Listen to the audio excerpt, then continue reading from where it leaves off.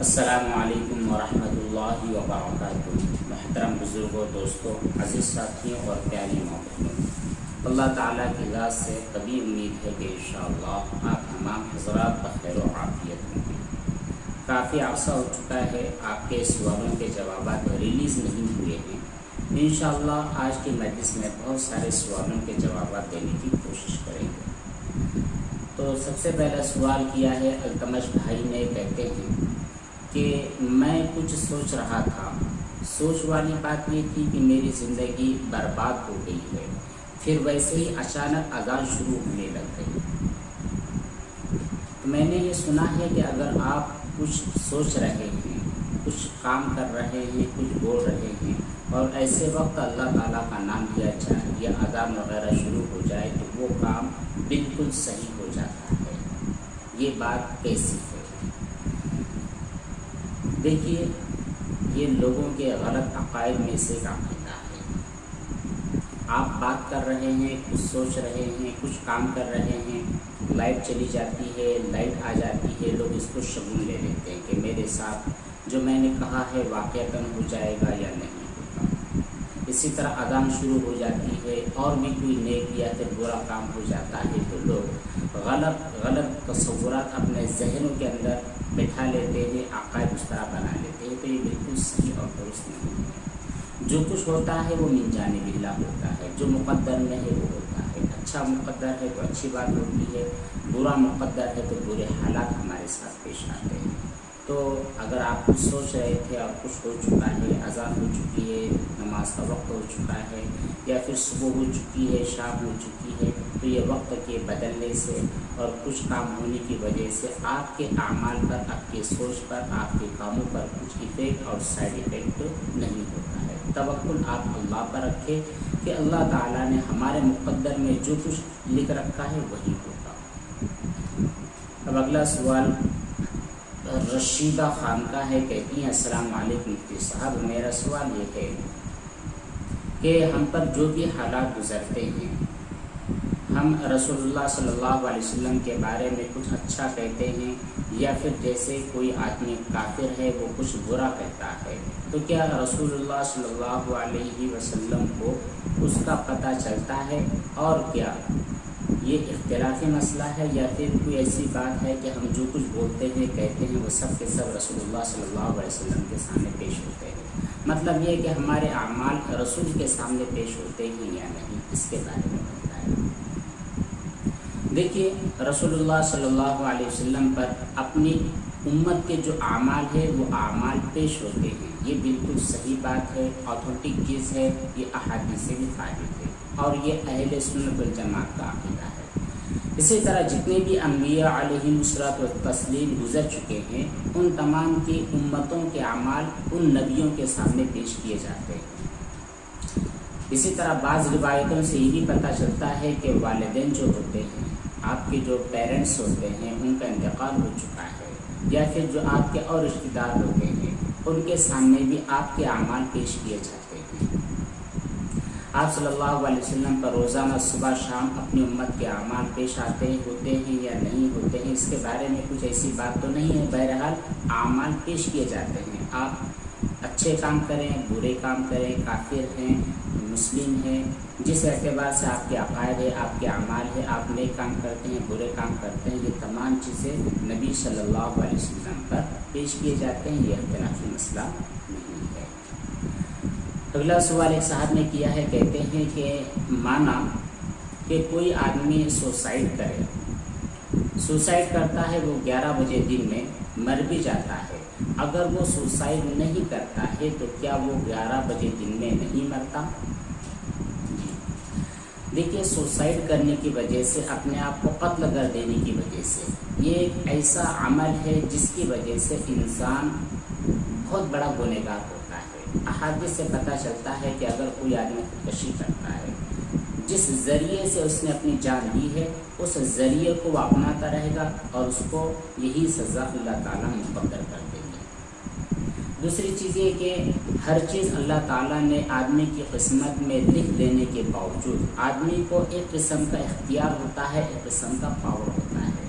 جیسے آپ نے 11 بجے کی مثال دی ہے، تو 11 بجے اس کے لیے مرنا طے ہے، موت برحق ہے، 1 سیکنڈ بھی آگے اور پیچھے موت نہیں ہو سکتی۔ تو اگر کسی آدمی نے جو سوسائڈ کیا ہے اس کے مقدر میں وہ موت طے تھی، اگر وہ خودکشی والا اقدام نہیں کرتا، اگر وہ اپنی جان کو نہیں لیتا، تو اللہ تعالیٰ نے اس کے لیے جو وقت، جو جگہ اور جو ذریعہ طے کر رکھا ہے اس کے ذریعے تو بہرحال مرنے والا ہے۔ سوسائڈ کرنے کی وجہ سے ایسا نہیں ہوتا ہے کہ آدمی اپنے وقت سے پہلے چلا گیا ہے، یہ بات نہیں ہوتی ہے۔ اللہ تعالیٰ نے انسانوں کو اختیار دے رکھا ہے کہ وہ چاہے تو اپنی جان لے، اپنی جان نہ لے۔ اگر جان لے رہا ہے تو اپنے وقت متعینہ پر، مقررہ وقت پر ہی لینا ہے۔ اگلا سوال ہے جوش صاحب کا، کہتے ہیں السلام علیکم مفتی صاحب، میرا ایک سوال ہے کہ جو بانس کی چیزیں ہوتی ہے، بمبو جس کو کہتے ہیں، بامبو ہوتی ہے، ان سے جو چیزیں بنائی جاتی ہے، میٹ ہوتی ہے، چادر ہوتی ہے بچھائی جانے والی، اور بہت ساری چیزیں اس کو بنائی جاتی ہے، اگر ہم اس کو لے آئے اور بستر پر بچھا دیں تو کیا ہمارا بستر ناپاک ہو جائے گا؟ اگر اس چیز کے اوپر جو آپ بازار سے خرید کر لائے ہیں، جو بانس سے بنی ہوئی ہے، بانس کی چادر ہے یا جو بھی کچھ ہے، اگر وہ ناپاک نہیں ہے، اس پر نجاست نہیں ہے، ظاہری نجاست نہیں ہے، تو پھر آف کورس آپ کی کوئی بھی چیز، آپ کا بستر، آپ کے کپڑے، آپ کی زمین، کوئی بھی چیز ناپاک ہونے والی نہیں ہے۔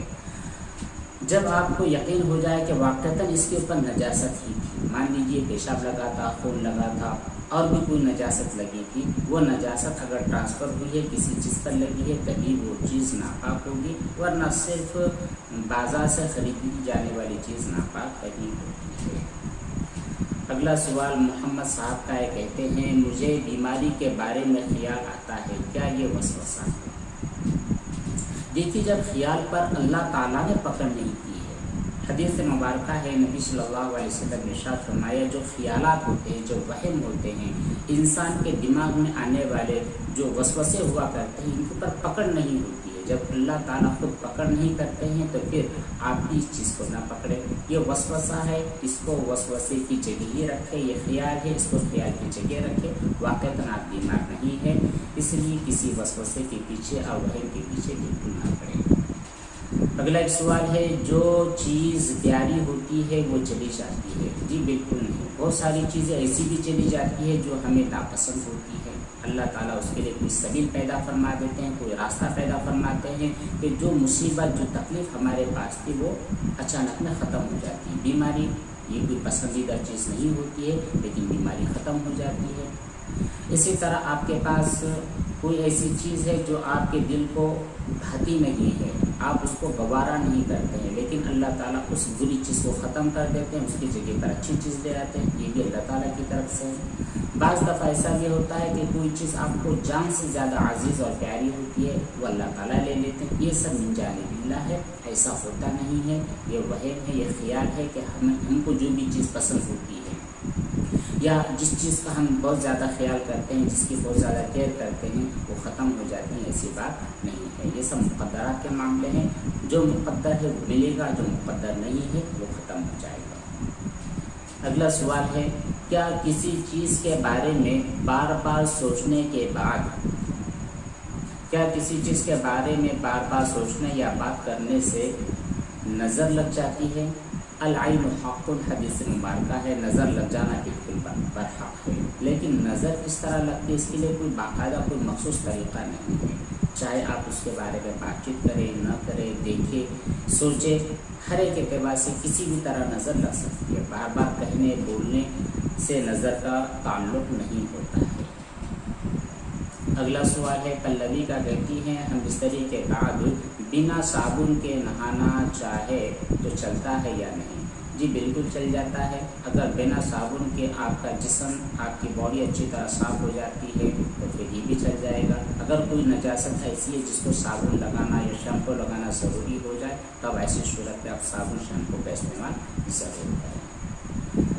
اور ویسے بھی جنرلی اگر آپ نے صرف 3 مرتبہ اپنے پوری جسم پر پانی بہا دیا ہے، جسم کا ایک بال بھی سوکھا نہیں ہے، تو آپ کا غسل ہو چکا ہے، جو نجاست اور ناپاکی آپ کے بدن میں آ چکی تھی وہ ختم ہو چکی ہے۔ اگلا سوال ہے، 3 سوالات ہیں صاحب کے، کہتے ہیں السلام علیکم مفتی صاحب، सवाल नंबर 1, मुझे नमाज में जलसा याद नहीं रहता है तो मैं सजदे सहव कर लेता हूँ, क्या ऐसा करना सही है? देखिए, आपको ज़िंदगी में पहली मर्तबा अगर नमाज के अंदर इस तरह का डिस्टर्बेंस पैदा हुआ है, इस तरह का ख्याल पैदा हुआ है या इस तरह की चीज़ पैदा हो गई है कि आप सहव कर बैठे हैं, तो ऐसी सूरत में बेहतर तो यह है कि आप नमाज के आखिर के अंदर आप सजदे सहव कर लें, काम चल जाएगा। और अगर बार बार आपको ऐसा ख्याल पैदा होता है तो डायरेक्टली आप सजदे सहव ना करें, पहले सोचें कि वाक़तन आपका जो आदा है, जलसा है, ये छूटा है या नहीं छूटा है। अगर वाक़तन आप सोचते हैं और किसी एक चीज़ की तरफ आपका रुझान हो जाता है कि नहीं मेरा जलसा नहीं छूटा है, तो फिर आप मान लीजिए कि आपका जलसा नहीं छूटा। और अगर आपका दिल कहता है 50% से ज़्यादा ये कहता है कि नहीं मेरा जलसा छूट चुका है या कोई वाजिब रुकन छूट चुका है, तो ऐसी सूरत में आप सजदे सहव कर लिया करें। दूसरा सवाल आपका है कि अगर कोई इमाम दाढ़ी में काला कलर करे तो उसके पीछे नमाज पढ़ना कैसा है? हिजाब के बहुत सारे तरीक़े होते हैं, एक ब्लैक हिजाब होता है, रेड होता है, और भी लोगों ने बहुत सारे हिजाब अपना लिए हैं, ग्रीन और पता नहीं कैसे कैसे। तो शरीयत ने सिर्फ लाल हिजाब, लाल जो मेहंदी है, लाल मेहंदी का इस्तेमाल करना जायज़ कर रखा है। इसके अलावा जितने भी हिजाब है वो उनका इस्तेमाल करना जायज़ नहीं है, दुरुस्त नहीं है। अगर कोई आदमी लाल कलर को छोड़कर किसी और कलर को अपने बालों पर लगाता है तो फिर ऐसा अमल करने वाला गुनहगार होता है और ऐसे शख्स की इमामत भी मकरूह होती है। लिहाजा अगर किसी इमाम के बारे में आपको यकीनी तौर पर पता है, क्योंकि यकीन होना ज़रूरी है, वरना आम तौर पर कुछ रेड हिजाब इस तरह भी है कि अगर आदमी लगा लेता है तो बिल्कुल लाल बाल नज़र नहीं आते, बल्कि वो स्याही माइल यानी ज़्यादातर काले काले नज़र आते हैं। हकीकतन वो काली मेहंदी होती नहीं है, वो होती है लाल या फिर ब्राउन होती है, लेकिन उसका जो कलर छपता है वो फुल ब्लैक होता नहीं है। तो ऐसी सूरत में भी आप तहकीक कर लें, तहकीक से आपको पता चल जाए कि वाक़तन फला इमाम साहब काला हिजाब ही इस्तेमाल करते हैं, तो फिर उनके पीछे आप नमाज ना पढ़ें। तीसरा सवाल आपका यह है कि अगर फ़र्ज़ नमाज की 3 और 4 रकात में कुछ ना पढ़े तो नमाज का क्या हुक्म है? तीसरी और चौथी रकात में क़िरात वाजिब नहीं है, इसलिए अगर आपने क़िरात नहीं की, सिर्फ खड़े रह गए और उसके बाद क़ियाम किया और रुकू और सजदा कर लिया तो आपकी नमाज सही हो जाएगी, दोहराने की और लौटाने की ज़रूरत नहीं है। बस इतने ही सवाल काफ़ी है आज की मजलिस में। अब जो सवाल बचे हैं इंशाअल्लाह कोशिश करेंगे कल या फिर और भी जब मौका मिलेगा उस मजलिस में आपके सवालों के जवाब ज़रूर दिए जाएंगे। अल्लाह तबारक व तआला हम तमाम को अमल सालिह की तौफीक बख्शे। वस्सलामु अलैकुम व रहमतुल्लाहि व बरकातहू।